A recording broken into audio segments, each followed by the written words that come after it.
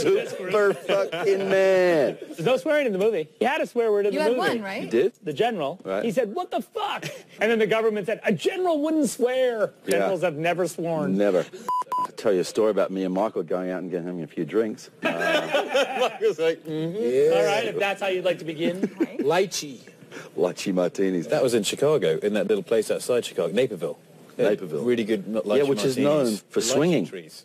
I didn't know that until after I left. Yeah, I was talking to somebody who comes from there. All those little innocent notes I got from people down the road saying, "Would you like to come over and do some yoga?"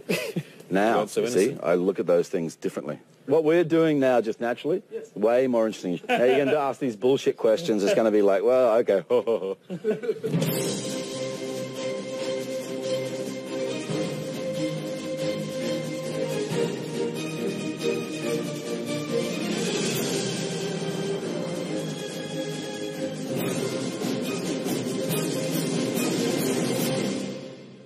What if a child dreamed of becoming something other than what society had intended? What if a child aspired to something greater? My son will give the people of Earth an ideal to strive towards. In time, he will help them accomplish wonders. You believe your son is safe? I will find him!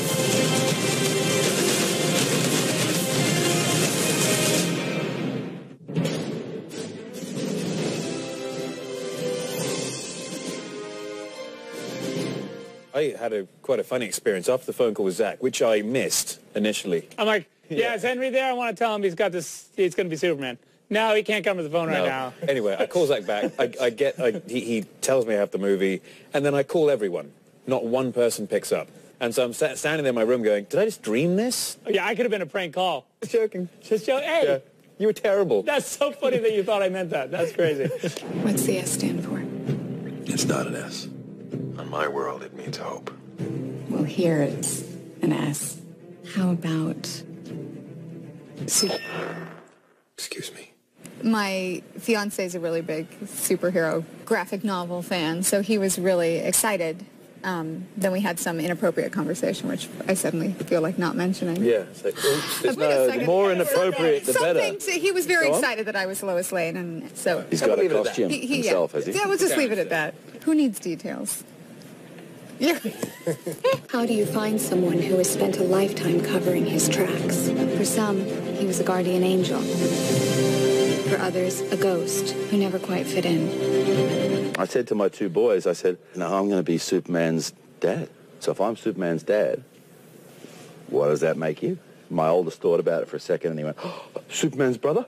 I just thought that was really cool. That was really cool. Goodbye, my son. Our hopes and dreams travel with you.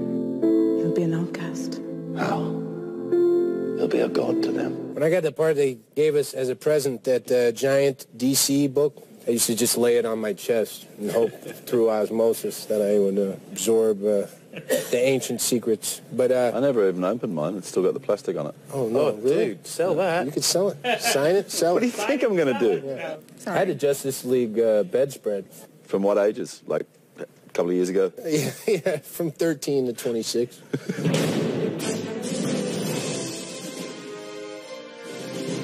You know, I always think about the 50s, you know, the TV show. The dun, dun, dun, dun, dun, dun, dun, dun. For whatever reason, it's just ingrained in my mind. It's like, you know, strange visitor from another planet who came to Earth to power beyond those you know, like, I mean, you've just seen it like 1,000 times on TVs. Right. Personally, during all of my research, the stuff which I really, really enjoyed was from Modern Age, which was Death of Superman, Return of Superman, that kind of stuff. Quite simply, just because it was getting to a point where they wanted to make the stories somehow different, and there was that wonderful sort of evolutionary stage.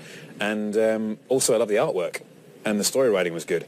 And that sort of, but the evolutionary stage certainly applied to what we were doing with Superman as well. It's the new suit and the different kind of character and a bit more insight into how he feels about being in the world. I have so many questions. Where do I come from? By the way, that Clark Kent was not a bumbling Kent, you know. He was very cool, you know, fedora. Not a bumbling Kent. Cool. David Goyer, the writer of the screenplay, he'll talk about, like, there was a super horse, super dogs, Yeah. super chimp. I think his name is Bupo the chimp. Whenever I have a question, I call David and ask him about, like, is this cool? No, if I had any Superman questions, I'd just call Amy's fiance. Yeah, exactly. That's right. Mr. Red Pants. He is going to Just so you know, we never reenacted anything. It was You just a did joke. so. Come on.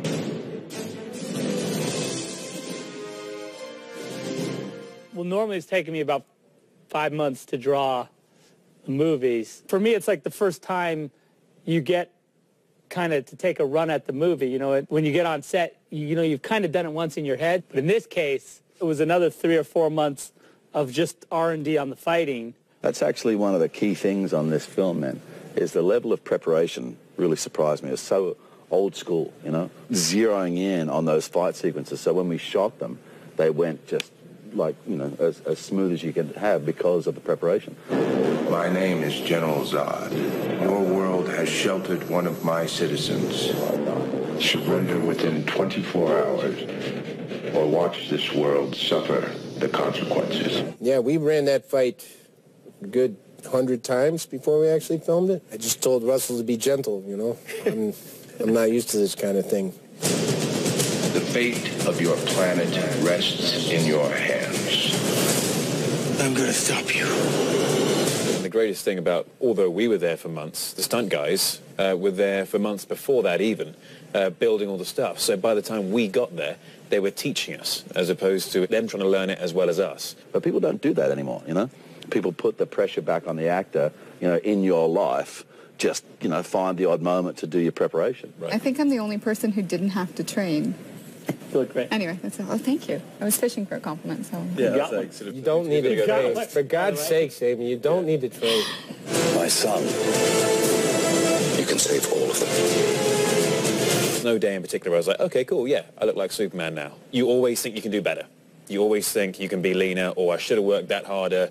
You put a lot of pressure on yourself in that sense. There was no point where you look at yourself and you go, Every day. no, it's not where you look at yourself and you go, oh yeah, I'm awesome. Every morning. He walks on set and says, I'm Superman. Yeah. And we had to say it to him as well. Yeah, it was Morning, in a memo Superman. passed out every morning. You look incredible today.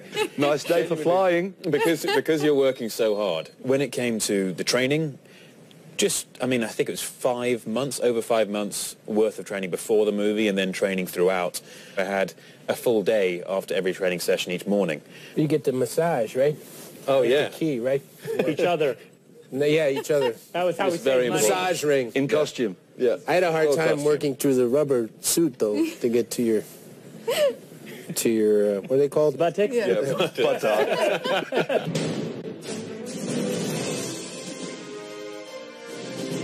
It is interesting, though. Like, for instance, when you flew the first time from the ground, right? Like, we were doing a shot where he flies away. It was, like, actually one of the first times we shot in the suit, right? Yeah. So it was Amy and Henry coming down on a wire, and they had a dialogue scene, and then Henry flies out of the scene. And we hadn't talked about it, like, how it was going to end, right? Because he's just supposed to... It's a visual effect. He just goes and flies out of the scene. And so Henry did this thing where he inhaled deeply and kind of like looked up. Yeah. And I was like, oh, that's the flying away. Right.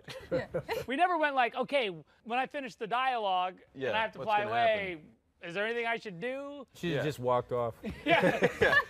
He had to do this thing where he did his flyaway, then he had to duck down. Right. Yeah, it was really bizarre. People who didn't know, and it happened to quite a few people on camera, who didn't know what I was doing, they'd just be staring at me while everyone else was doing that. A couple of guys who were in the movie, and special forces guys, and they were standing there being all tough and hard, and they told me afterwards that they saw me suddenly look up and breathe, and one of them was going, he's got a really long neck. And you could see this whole process happening on camera, and everyone's like, dude, he's not there anymore. Yeah. It's like, oh, okay.